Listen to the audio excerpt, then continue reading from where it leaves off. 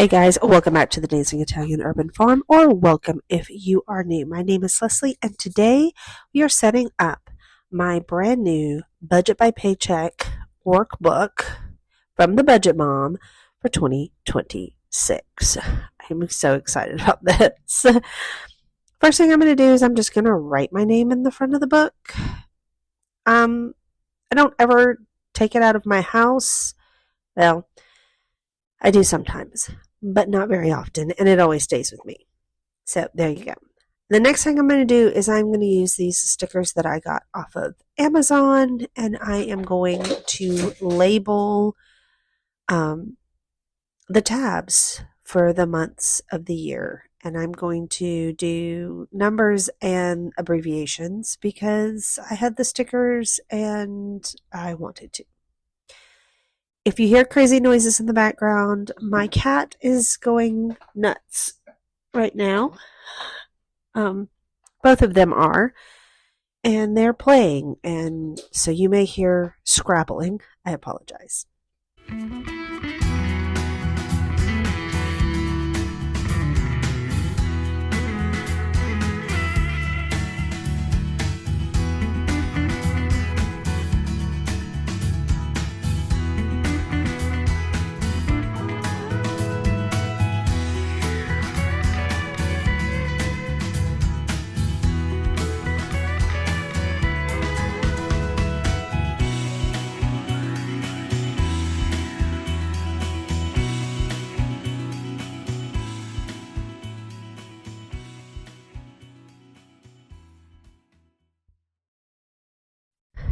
I apologize for not getting this up in December.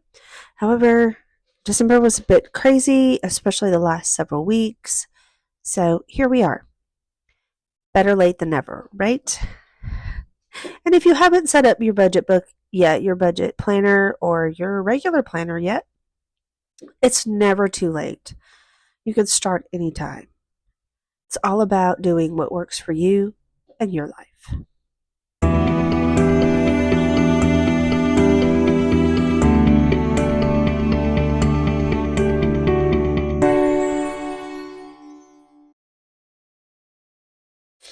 Okay, so this is the worksheets that are in the workbook to help you with your budgeting goals. The first one is just talking about like your why. Why are you trying to get your budget under control? Why are you trying to get your finances under control? This worksheet here is your budget goals for the upcoming year. And they have it broken down into 1-year goals, 5-year goals, and then 10-year goals. So, or 10 to 15-year goals. 10 to 15-year goals. So you just sit down, you think about, what do I want to accomplish? What is reasonably plausible to accomplish over the next 12 months? In the next 12 months, I want to get these things done. And then for your 5-year goals, what do I want to accomplish over the next 5 years? Like within 5 years, what do I want to have accomplished? And I realized, so I'm writing down here now, that at the end of the next 5 years, I am going to have to buy my child a vehicle because she will be of driving age. And I am not ready for that. She's currently 11 and a half. So, yeah. Anyway, this is our membership and subscription worksheet. So you write down everything that you have a membership or subscription in that you pay annually or even monthly. You just write it down, and you can write the amount down and when it's due and all that kind of stuff. I don't typically use this. I mean, I filled it out, but I don't even think I remembered to put everything on that list. This is one of my favorite pages. This is the savings goal page. I did not complete this for 2025. I would love to complete it for 2026. Basically, what you do is you write down your savings goal, how much you want to save, and then you color in the leaves of the plants every time you reach a certain amount. And I would really like to do that because I have some things I want to save for. The next spread is the yearly spending. This is where you keep track of when you do your monthly closeouts at the end of every month. All those totals you then transfer to this page or this spread so that at the end of the year you can kind of see how you spent your money over the entire year and how you saved over the entire year. And again, I'm using these little stickers that I got from Amazon. I got a pack. There's a bunch of sheets in them. They have the month full, they have the month abbreviated, and then they have just the numbers 1 through 12. And there's a ton of them. And so instead of writing in all of that, I just use this sticker. So it's on clear sticker paper. So that's what I did. Anyway, there you go. I did decide to do the numbers for the middle section because I wanted to empty the sheet, and I didn't realize that I was missing 12 until I got to 12 and realized I didn't have 12. It's fine, whatever. I made it work, and we will move on.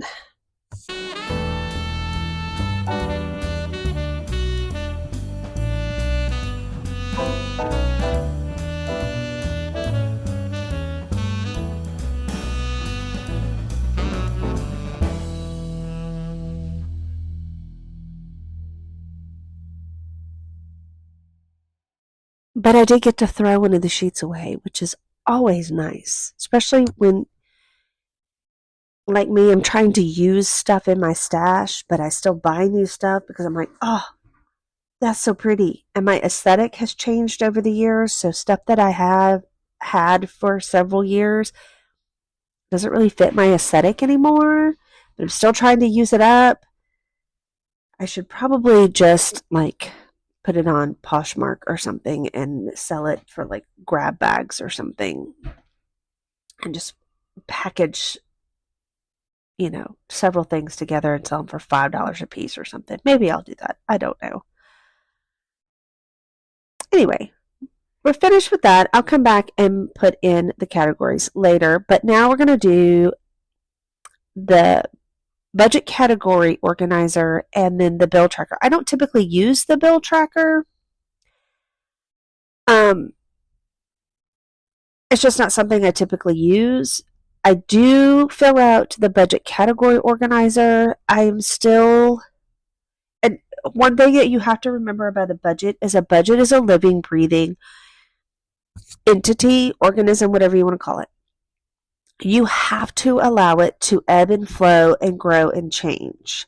If you don't, it will not work for you. If you don't allow your budget to ebb and flow and grow and change, it will become stagnant and it will stop working for you. So my budget categories are kind of shifting a little bit from last year, from 2025.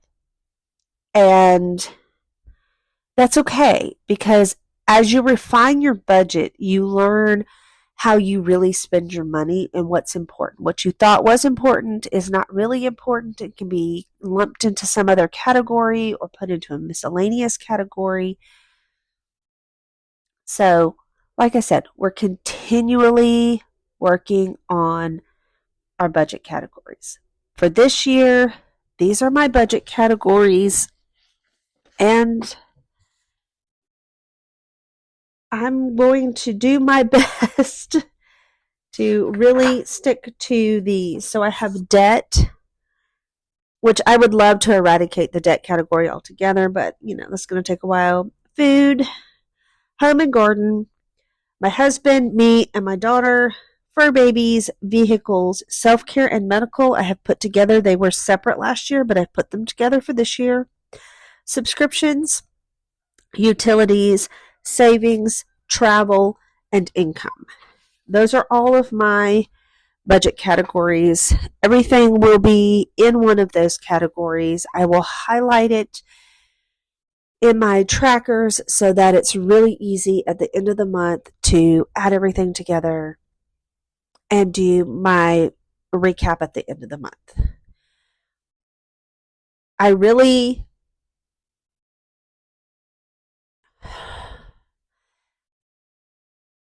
I had my moments in 2025 where I was just like, I don't want to do this. I don't feel like doing this. But I knew that if I didn't, that things would get out of control. And I kind of did get a little out of control towards the end of the year because I was busy. I was tired.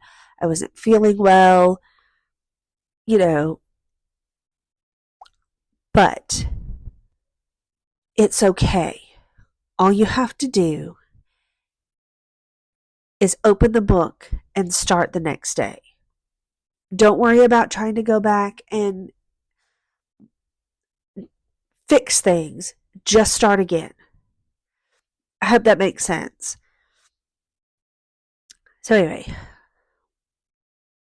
now I'm going to go back and I'm going to write those same budget categories that I just did on my organizer.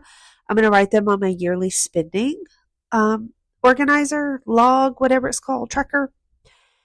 And so that when I finish, like when January ends and I close out January, I can go back and write my final numbers on this sheet so I can kind of keep track of where my money's going on a yearly basis. And that can kind of help you see, are you spending more or saving more? Sometimes when you're paying off debt, you really are spending more money than you're saving. So now I'm going to highlight my different categories and give them all a color.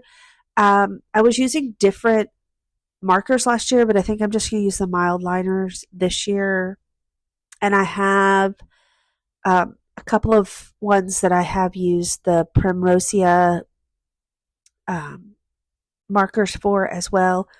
I will eventually label all of these like I did last year with the categories that they go with. That helped me immensely because some of them I couldn't remember what color went with what.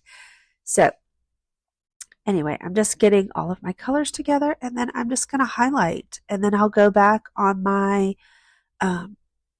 yearly sheet and highlight those as well. So everything's color coordinated and I can just kind of keep track of everything. And I really love that. I really do. I love that.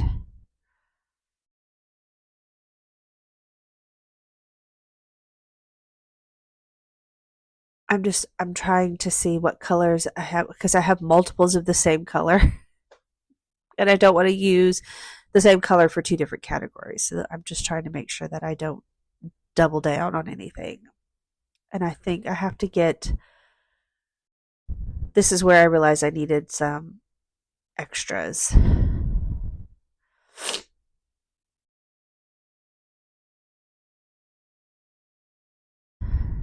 So debt is going to be red because that makes sense in my brain.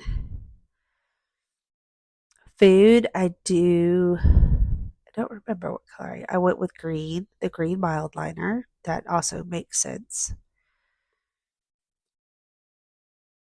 And then I did dark green for home and garden because again that makes sense. Dark blue for my husband, light blue for me, and then pink for our daughter because she likes pink. I did gold for my fur babies.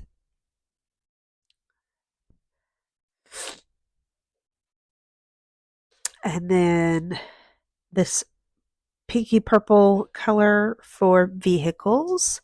I did the purple for self-care and medical. I did this kind of light brown tannish color for subscriptions and an orange for utilities, which are the same colors I used last year for them. I started with a bright yellow for savings, but I do change it later to a bright green because my yellow highlighter was dying. Travel is brown and income is gray. Income was gray last year as well. So there you go. That's my setup. I hope you enjoyed this video. If you did, please give it a thumbs up. Click subscribe if you haven't already. Leave any comments or questions you have for me in the comment section. I'll make sure I get back to you as soon as I possibly can. And I hope everyone has a wonderful and amazing 2026. Bye, y'all.